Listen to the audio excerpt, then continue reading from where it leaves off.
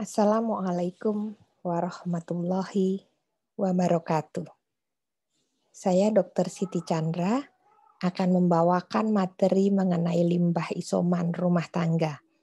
Materi ini pesanan ibu saya diminta oleh beliau, namanya Ibu Siti Hatmini, beliau pengurus Pokja 3 di PKK Kabupaten Wonogiri. Beliau juga di Sentra Batik Penjualan Batik Wonogiren di Wonogiri. Beliau minta saya untuk membantu sharing mengenai bagaimana penanganan limbah isoman sesuai dengan pengetahuan yang ada yang saya ketahui.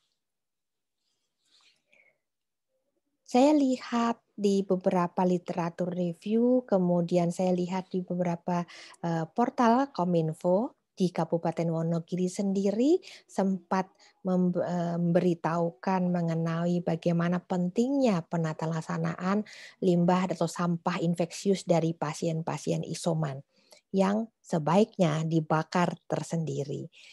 Hal ini sudah terangkum dan nampak bahwa sejak awal sudah mempunyai perhatian khusus akan limbah pasien-pasien yang terkonfirmasi COVID-19.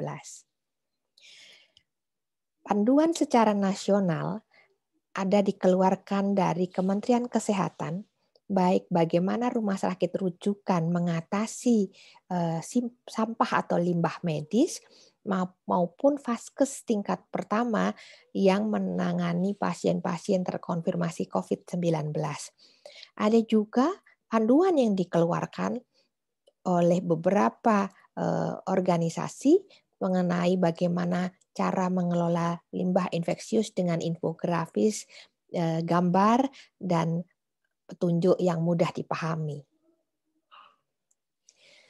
Dari infografis tersebut, dikatakan bahwa pengelolaan limbah infeksius sebagai upaya untuk memperkuat pilar 4 STBM, artinya sanitasi total berbasis masyarakat, di mana pengelolaan limbah infeksius itu sangat diperlukan bagaimana masyarakat yang tadinya awam akan penanganan limbah infeksius terpaksa harus sadar dan harus menerapkan karena pandemi ini berlangsung sekian lama.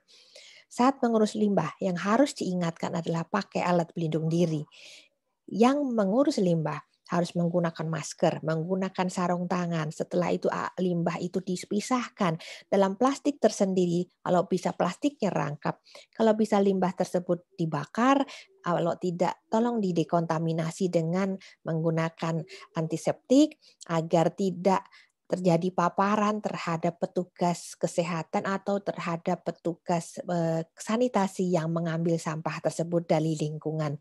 Setelah menangani limbah, keluarga tersebut yang mengatasi pasien COVID-19 atau merawat, segera cuci tangan pakai sabun dan melakukan dekontaminasi ke badannya. Artinya selain tangan dicuci, sebaiknya dia juga mandi dan berganti baju. Pengelolaan limbah ini kenapa harus dibungkus, kenapa harus disendirikan? Karena mencegah penularan melalui limbah. Karena SARS-CoV-2 ini atau virus yang menyebarkan corona ini bisa bertahan 72 jam atau sekitar 3 hari tanpa inang karena dia hidup perlu numpang pada manusia. Sehingga lebih baik kita matikan dia di luar sebelum dia menempel pada induk berikutnya. Jadi kita matikan dengan cara didekontaminasi, diberikan antiseptik, dicuci dengan sabun, kemudian direndam ataupun dibakar. Jenis limbah di dalam infografis ini dibagi yang pertama, apa saja? Pasien dengan gejala pernafasan pasti beberapa keluar lendir dari hidung yang dikatakan sebagai meler, ingus, kemudian mungkin dahak, batuk. Itu bisa mereka menggunakan tisu atau menggunakan serbet kain. Tolong kalau kain yang tidak digunakan kembali direndam dengan deterjen, cuci dengan sabun, rendam dulu, baru kemudian dicuci secara biasa dan air rendamannya pun dibuang ke saluran septic tank. Kemudian kalau partikel-partikel tisu dan lain-lain yang kertas sebaiknya sebisa mungkin kalau bisa dikontaminasi dalam plastik yang terisolir sendiri atau lebih baik lagi dibakar. Begitu juga dengan kain kasa, sarung tangan, masker, sebaiknya juga dipisahkan, dekontaminasi, dibakar. Kalau kesulitan dibakar, disemprot dengan dekontaminasi, ditaruh dalam plastik tersendiri dan didobel plastiknya. Dan diinfokan ini sampah infeksius. Meskipun sudah didekon, tetap harus berhati-hati agar petugas sanitasi yang membawa juga berhati-hati. Sisa makanan, kardus atau plastik kemasan makanan yang kemungkinan kontak karena mungkin tertempel di sisi luarnya. Apabila bisa dicuci dengan sabun, cuci saja dulu sebelum kemudian dibuang, dipisahkan. Karena setelah terkena sabun, dekontaminasi permukaan, maka aman karena sudah diinaktivasi atau dimatikan virus-virus yang menempel. Begitu juga apabila pembalut, pampers gitu, popok itu dibuang dulu apabila ada BAB-nya dibuang ke toilet, kemudian di-flush atau diguyur ke septic tank, yang lainnya bisa dibakar ataupun disemprot dengan dekontaminasi di dalam plastik yang kantong tersendiri tersebut, baru kemudian dibuang. Apabila limbah-limbah benda tajam, mungkin ada penderita diabetes yang menyuntik sendiri, jarum-jarum yang tajam tersebut atau limbah-limbah medis sebaiknya dibuang secara medis. Jadi kalau bisa, kalau tangani sendiri berarti dibakar, kalau tangani secara medis diberikan kepada petugas sanitasi kesehatan medis di vaskes terdekat. Cara aman di dalam grafis ini dikatakan bahwa gunakan tempat sampah tertutup. Jadi, apabila di dalam suatu rumah ada yang isoman, berikan kantong, kalau tidak ada tempat sampah khusus, kantong yang ada di samping tempat tidur pasien tersebut. Semua yang dia pakai untuk ngelap, baik tisu atau apapun yang dia ludahkan, taruhlah di kantong tersebut. Setelah itu dia bisa kita guyur dengan aneka desinfektan kalau kantong itu plastik. Setelah itu baru didobel kantongnya dan aman untuk dibuang. Apabila ada petugas yang terkoordinir dalam warga, entah itu dasar warga, entah itu di area pelayanan kesehatan yang terdekat, dapat menghubungi petugas sanitasi yang melakukan pengambilan sampah, tapi menginfokan bahwa kantong-kantong berikut ini adalah kantong sampah infeksius yang sudah didekontaminasi atau sudah diberikan antiseptik. Kami di setara medis biasanya milahnya dalam kantong berwarna kuning karena kuning biohazard, kuning itu infeksius sehingga memudahkan secara warna untuk dipilah. Apabila tidak ada, tolong ditulis, diinfokan bahwa ini sampah infeksius. Apabila mampu untuk didekon sendiri kemudian dibakar, alangkah lebih baik lagi.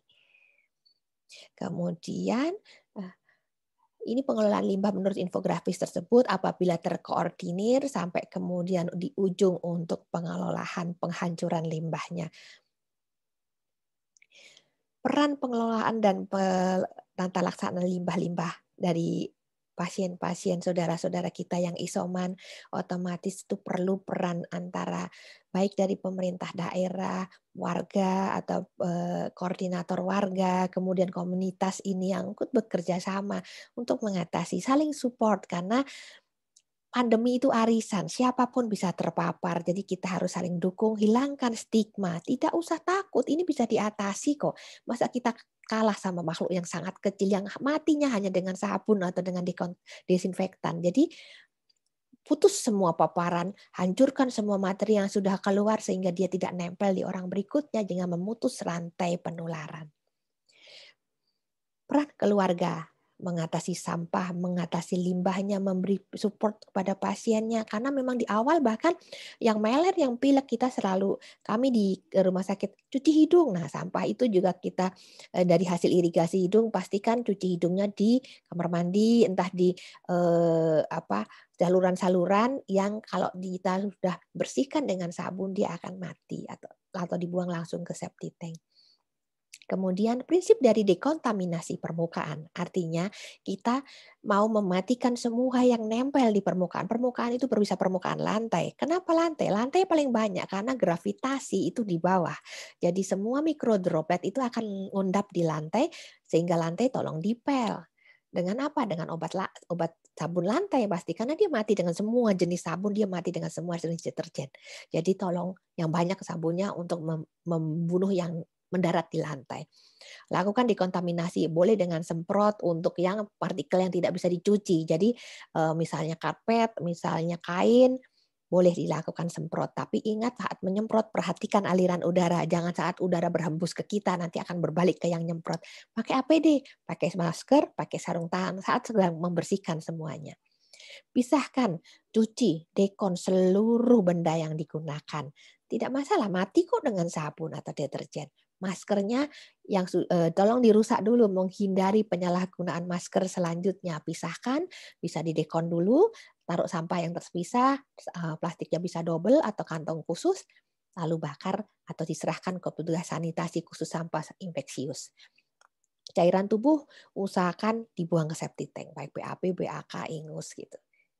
Alat makan cuci pakai sabun, baju pakaian rendam pakai deterjen karena prinsipnya dia mati kok dengan sabun. Koronnya akan pecah. Jadi matikan dia sebelum dia mengkontaminasi inang berikutnya atau hospes berikutnya atau induk yang dia tumpangi karena ini benar-benar seperti parasit yang menumpang hidup sama manusia dan dia hanya bisa ikut manusia. Jadi jangan sampai dia numpang ke manusia berikutnya, putus rantai penularannya.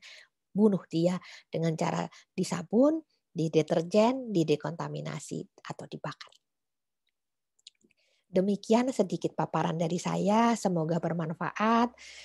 Semoga ibu saya juga dikaruniakan kesehatan. Insya Allah nanti di tanggal 7 Agustus Ibu akan milad. Semoga dikaruniai kesehatan, kebarokahan, dan mampu jadi pemancar doa bagi kami semua, anak-anaknya, serta keturunannya. Wabillahi taufik wal hidayah. Semoga kita semua sehat. Wassalamualaikum warahmatullahi wabarakatuh.